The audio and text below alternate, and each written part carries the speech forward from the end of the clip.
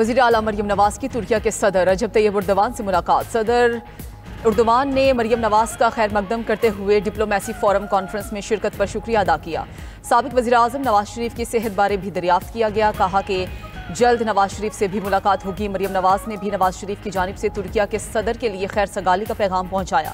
मरियम नवाज ने तुर्किया की खातून अव्वल से भी 1-on-1 मुलाकात की। दोनों रहनुमाओं का एक दूसरे के लिए नेक तमन्नाओं का इजहार। वज़ीर आला मरियम नवाज आज डिप्लोमेसी फोरम 2025 से खिताब करेंगी। पंजाब में तालीम के फ़रोग़, अपनी हुकूमत के इक़दामात और मंशूर पर रोशनी डालेंगी।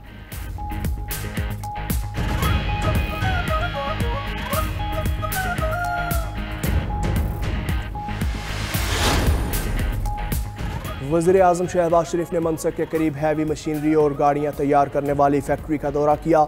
वज़ीर आज़म ने फैक्ट्री का तफसीली मुआयना किया। फैक्ट्री में तैयार की जाने वाली मशीनरी पर ब्रीफिंग ली। दोनों ममालिक के माबैन ज़रई मशीनरी और इलेक्ट्रिक गाड़ियों के मुश्तरका तैयारी पर इत्तेफाक। मुख्तलिफ शोबों में ताउन की यादाश्तों पर दस्तखत। पाकिस्तान और बेलारूस के दरमियान फ़ौजी ताउन और तिजारत के मुआहिदे तय पाए। पाकिस्तान से 1.5 लाख हुनरमंदों को बेलारूस भेजने पर इत्तेफाक। वज़ीर आज़म शहबाज शरीफ और बेलारूस के सदर अलेक्जेंडर लुकाशेंको की 1-on-1 मुलाकात। मुश्तरका प्रेस कॉन्फ्रेंस में दो तरफ़ा ताल्लुकात को मज़ीद फ़रोग़ देने के अज़्म का इजहार किया। वज़ीर आज़म शहबाज शरीफ की दौरा बेलारूस मुकम्मल करने के बाद लंदन आमद। वज़ीर आज़म की आज लंदन में निजी मुलाकातें होंगी। वज़ीर आज़म शहबाज शरीफ लंदन में 2 दिन क़याम के बाद वतन वापस रवाना होंगे।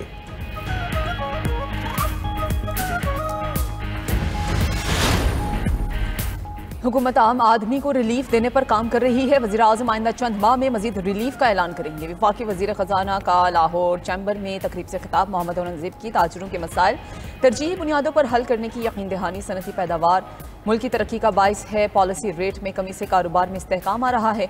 आबादी को मद्देनजर रखकर हमें फैसले करना होंगे, वरना मुल्क का हशर नशर हो जाएगा। FBR से करप्ट लोगों का खात्मा कर रहे हैं। 2028 के बाद हमारी एक्सपोर्ट में इजाफा होगा।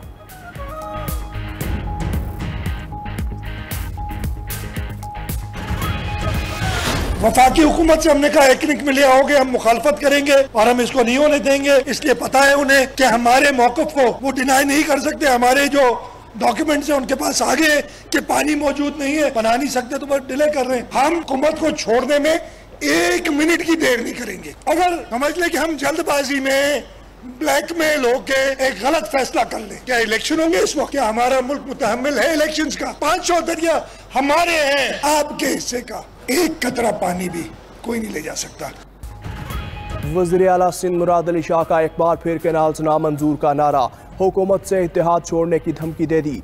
विफाक को आड़े हाथों लेते हुए कहा, हमारी जमहूरी बात ना मानी गई तो हुकूमत का साथ छोड़ने में 1 मिनट नहीं लगाएंगे। क्या हमारे मुल्क में नए इलेक्शन हो सकते हैं? ठट्ठा में तकरीब से खिताब में कहा, 5 दरिया हमारे हैं, पानी का एक कतरा भी किसी को नहीं देंगे। साजिश करने वालों को जानते हैं, ब्लैकमेल नहीं होंगे। सदर को किसी चीज़ की मंजूरी का इख्तियार नहीं। मामला एटनिक में आया तो मुखालफत करेंगे। कैनाल्स के मामले पर साजिश रचाकर पीपल्स पार्टी को बदनाम किया जा रहा है। नहरों के पानी पर मकामी लोगों का हक है, किसी को सिंध का हक नहीं छीनने देंगे।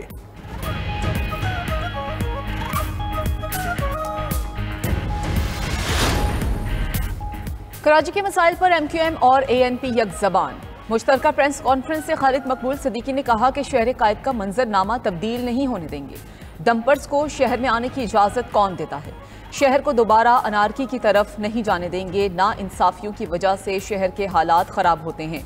रहनुमा ANP शाही सैयद ने कहा कि कराची में लसानी मसला नहीं है, मसला मैरिट की कत्ल और सिस्टम की नाकामी है। कराची को सिर्फ कराची नहीं, पाकिस्तान समझा जाए।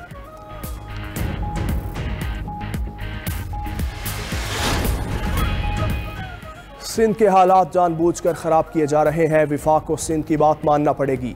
मसाइल का हल सड़कों पर नहीं चाहते। गवर्नर खैबर पख्तूनख्वा फैसल करीम कुंडी कहते हैं KP और बलोचिस्तान में हालात ख़राब होने पर CCI का इजलास नहीं बुलाया जा रहा। अदम एतमाद आएगी तो पता चलेगा किसको हटाते हैं किसको लाते हैं। PIP पर भी तनकीद। बोले तहरीक इंसाफ NRO के लिए तरले कर रही है। ये इसी तरह रोते हैं कि इनको NRO मिले, नहीं मिलेगा। सूबाई वज़ीर सईद गनी ने कहा, कराची में लोगों को तकसीम करने के लिए नफरत की सियासत की गई। सियासी सोच के इख्तिलाफ पर लोगों को मारा जाता था। शहर कायद के हालात अब बेहतर हो गए हैं।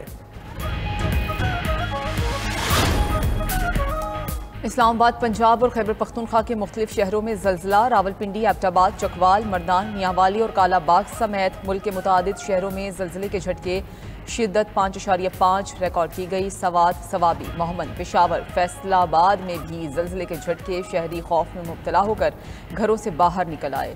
ज़लज़ला पैमा मरकज़ के मुताबिक ज़लज़ले की गहराई 12 किलोमीटर। मरकज़ पाक अफगान ताजिकिस्तान का सरहदी इलाका है।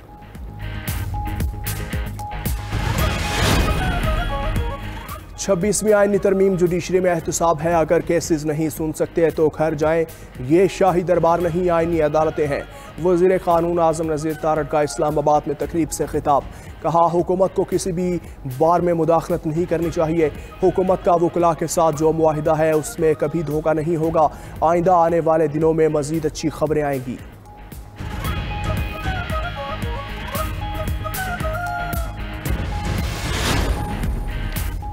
ATC लाहौर में 5 अक्टूबर जलाओ घराओ और तशद्दुद के मुकदमात का केस। सलमान अकरम राजा, बानी PTI की बहन अलीमा खान, अज़मा खान और दीगर की अबूरी जमानत में 17 मई तक तोसी। मीडिया से गुफ्तगू में सलमान अकरम राजा ने कहा कि एस्टैब्लिशमेंट से मुज़ाकरात का कोई इल्म नहीं। आज़म खान सवाती अपने तौर पर बयान दे रहे हैं। पार्टी के तौर पर ऐसा कुछ नहीं हो रहा। हम आइन और कानून की बात कर रहे हैं। हम शफाफ इंतखाबात चाहते हैं। PTI मुल्क में आइन और कानून की बालादस्ती चाहती है। पार्टी में कोई इख्तलाफात नहीं हैं। जल्द मामलात हल हो जाएंगे। इबहाम पैदा करने के लिए बानी PTI से हमारी मुलाकातें नहीं करवाई जा रही।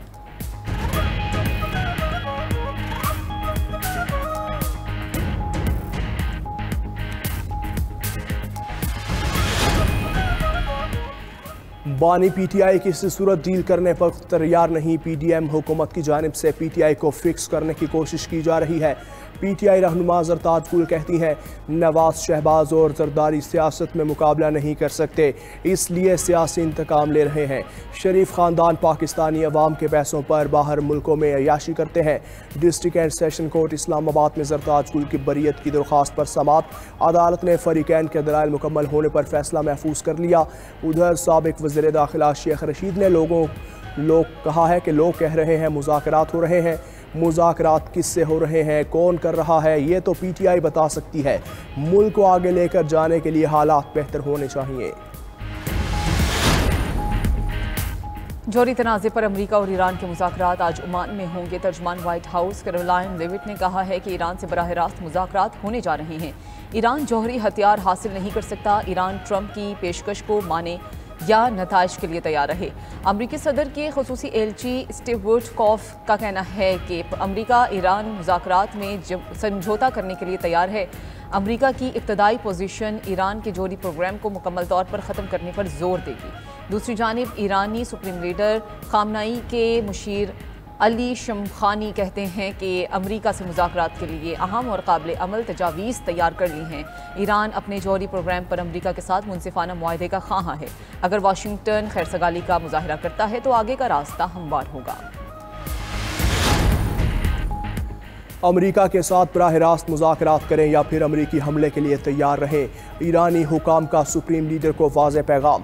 न्यूयॉर्क टाइम्स की रिपोर्ट में इंकशाफ रिपोर्ट के मुताबिक ईरानी हुकाम ने एक आला सतह के इजलास में ईरान के सुप्रीम लीडर आयतुल्लाह खामनाई को बताया। ये इजलास गुज़श्ता माह हुआ जिसमें अदलिया और पार्लियामेंट के सरबराहान ने शिरकत की। 2 सीनियर ईरानी हुकाम ने खामनाई पर दबाव डाला कि वो वाशिंगटन के साथ बराह रास्त मुज़ाकरात की पेशकश कबूल करें। बताया, अमरीका और इसराइल की जानिब से जौहरी तंसीबात के खिलाफ फौजी कार्रवाई का खतरा संगीन है।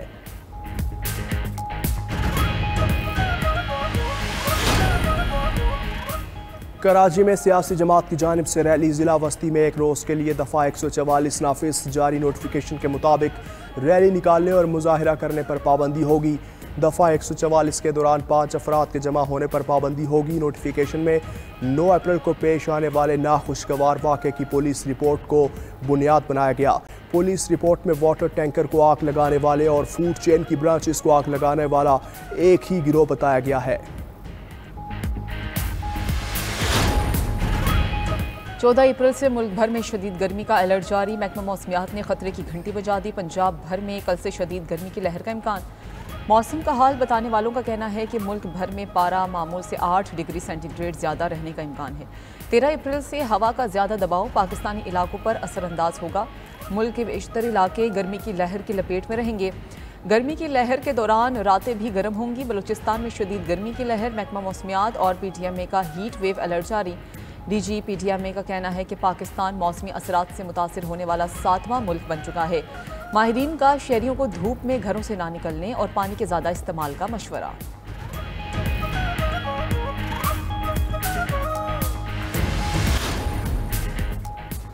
दुनिया की दो बड़ी ताकतों के तिजारती जंग में एक दूसरे पर टैरिफ हमले। ट्रंप टैरिफ 145% आयद होने पर चीन का भी तगड़ा जवाब। अमरीकी अशिया पर टैरिफ 84% से बढ़ाकर 125% करने का ऐलान।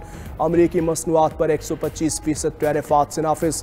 चीनी वजारत ख़जाना का कहना है कि अमरीकी टैरिफ नंबर गेम है और ये मजाक बन जाएगा। अमरीकी टैरिफ बुनियादी मुआशी उसूलों के खिलाफ है। दूसरी जानिब तर्जुमान वाइट हाउस कैरोलाइन लेविट कहती हैं टैरिफ के मामले पर डटे रहना चीन के मुफाद में नहीं होगा। चीन को जान लेना चाहिए कि अमेरिका दुनिया की मजबूत तरीन मईशत है। सदर ट्रंप वाज़े कह चुके कि अमेरिका चीन से मुआहिदा चाहता है। चीन ने रद्द अमल का इजहार किया तो उसका जवाब दिया जाएगा। चीनी अशिया पर मजमूई अमरीकी टैरिफ 145% पर बरकरार रहेगा। अमरीका को मजबूत बनाने के लिए चीन जैसे ममालिक पर इन्हसार नहीं कर सकते। चीन ब्लैकमेल होगा, ना ही चीनी कौम अमरीकी टैरिफ से खौफजदा होगी। चीनी सदर शी जिनपिंग का दो टोक जवाब, कहा कि टैरिफ की जंग में कोई फाते नहीं होता। महसूलात की जंग में अमरीका खुद को तनहा कर देगा। दुनिया के खिलाफ खड़े होने का नतीजा अच्छा नहीं आएगा। यूरोपीय यूनियन मफादात के तहफ़्फ़ुज़ के लिए गुंडागर्दी के खिलाफ मुज़ाहमत करे। आलमी तब्दीलियों के बावजूद चीन साबित कदम रहेगा। चीन की तरक्की को खुद इन्हसारी और सख्त मेहनत से तक़वियत मिली है। चीन कभी भी दूसरों के एहसानात पर इन्हसार नहीं करता।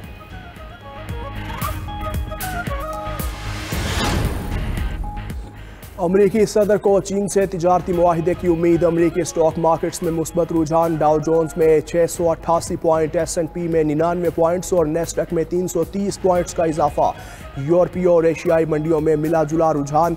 यूरोपीय स्टॉक एक्सचेंज में 48, जर्मनी के डेक्स इंडेक्स में 188 और फ्रांस के CAC इंडेक्स में 21 पॉइंट्स की कमी।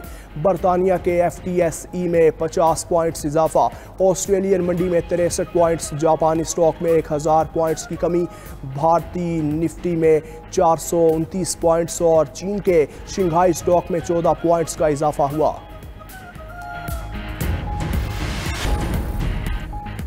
दहशतगर्द इसराइल की गजा पर बरियत जारी। सहोनी फोर्सेस के वहशियाना हमलों में मजीद 17 अफराद शहीद, मुतअद्दिद जख्मी हो गए। 7 अक्टूबर 2023 से शोहदा की तादाद 51,000 के करीब पहुँच गई। 1,15,981 जख्मी हो चुके। दूसरी तरफ गजा जंग से तंग आए सैकड़ों इसराइली फौजियों ने अपनी हुकूमत को खुला खत लिख दिया। 1000 से ज़ायद फौजियों का नेतन्याहू से गजा जंग ख़त्म करने का मुतालबा। खत में लिखा, नेतन्याहू की हुकूमत ने इसराइली साख को दुनिया भर में बर्बाद करके रख दिया। गजा जंग मुल्क की सलामती की बजाय सियासी और ज़ाती मफादात के लिए लड़ी जा रही है। इसराइली बहरिया के 150 से ज़ायद साबिक अहलकारों ने भी गजा जंग ख़त्म करने का मुतालबा कर दिया। इसराइली वज़ीर आज़म नेतन्याहू ने ख़त लिखने वाले फ़ौजियों को शिद्दत पसंद ग्रुप करार देकर मुलाजमत से निकालने की धमकी दे दी। अमेरिका में फ़लस्तीन हामी मुजाहिरे में शिरकत जुर्म बन गई। रियासत लुजियाना के जज ने कोलंबिया यूनिवर्सिटी के तालिब इल्म को मुल्क बदर करने का फैसला दे दिया। अमरीकी मीडिया के मुताबिक ट्रंप इंतजामिया ने दावा किया था कि महमूद खलील कौमी सलामती के लिए ख़तरा है, जिस पर इमिग्रेशन जज जेमी ई कॉमन्स का इसकी मुल्क बदरी का फैसला दिया। दूसरी जानिब सऊदी अरब का गजा में फौरी और मुस्तकिल बुनियादों पर जंगबंदी का मुतालबा। सऊदी वज़ीर ख़ारजा शहज़ादा फैसल बिन फरहान ने तुर्किया में प्रेस कॉन्फ्रेंस में कहा कि फ़लस्तीनियों को उनकी सरजमीन से बेदखल करने की कोई भी तजवीज़ काबिल कबूल नहीं है।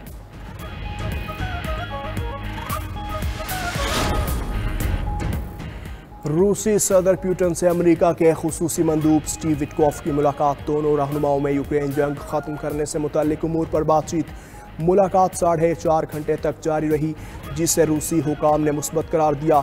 मुलाकात के बाद मीडिया से बातचीत करते हुए स्टीव विटकॉफ ने कहा, अगर सदर ट्रंप और सदर पुतिन आपस में बात करें तो ईरान के न्यूक्लियर प्रोग्राम पर रूस की मदद ली जा सकती है।